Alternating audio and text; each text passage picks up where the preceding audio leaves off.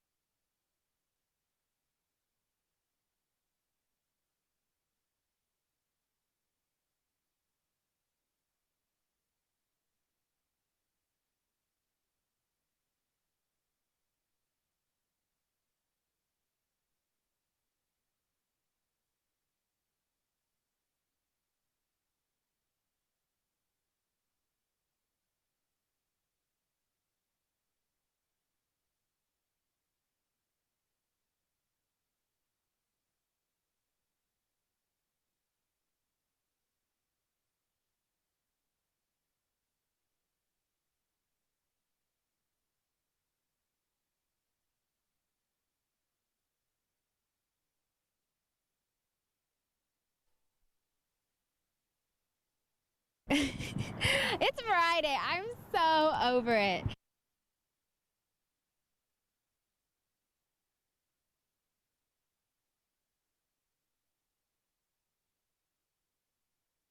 Covering Northern California.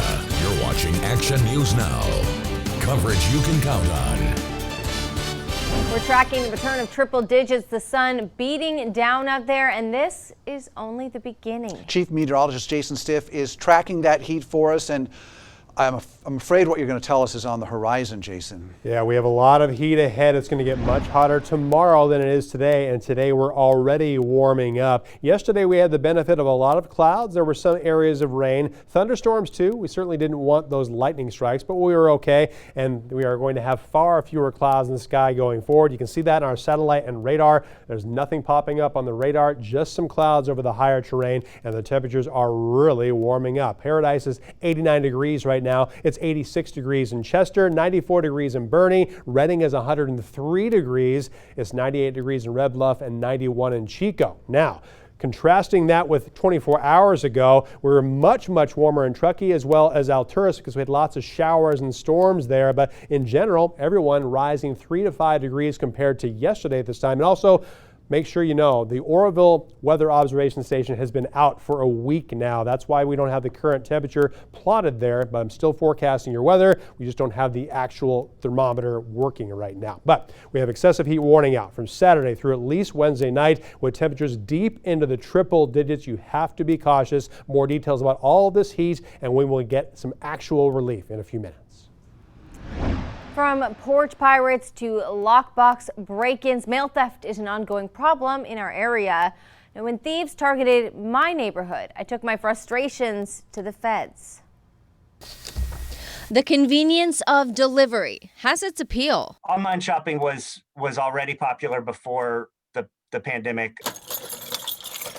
I admit, I shop online a lot. But this month alone, one after another, packages reported delivered, but not here. Turns out it happens all the time. Thieves are always looking for personal information, gift cards, birthday cards with cash or gift cards in there. In this situation, it seems like somebody might have gotten a key that opens up the back of lock boxes. How big of a deal is that? People getting their mail is the entire reason for the existence of the Postal Service. So absolutely, it's a high priority for us. Unauthorized possession of those keys is a crime, and we take it very seriously. This U.S. postal inspector tells me nationwide, the feds make about 2,000 mail theft arrests every year. But it's a small percentage of the 177,000 cases of mail theft reported in 2020 alone. Chico PD says while I may never get that stolen tea back, there are a few things we can all do to protect ourselves. Check your mail every day. Don't let it sit in the mailbox for a week before you check it. Have it sent to your house or your business. If you have home surveillance footage, Check it. It can go a long way in helping police find the thief. We get valuable information from Ring cameras, people's private security camera systems regularly. If we get video evidence of a crime, very often it's somebody that our officers know. We can email it internally, see if anybody recognizes the burglar, and put a warrant out. Plus, Nelson recommends you get to know your neighbors and look out for one another because the threat isn't going away. No matter how paperless we go, there's always going to be that physical mail in your mailbox. So you need to do what you can do to protect that mail. You can report mail theft online at uspis.gov/report and find this story on our website to get help from Chico PD in starting your own neighborhood watch group. And if you're a mail thief, knock it off.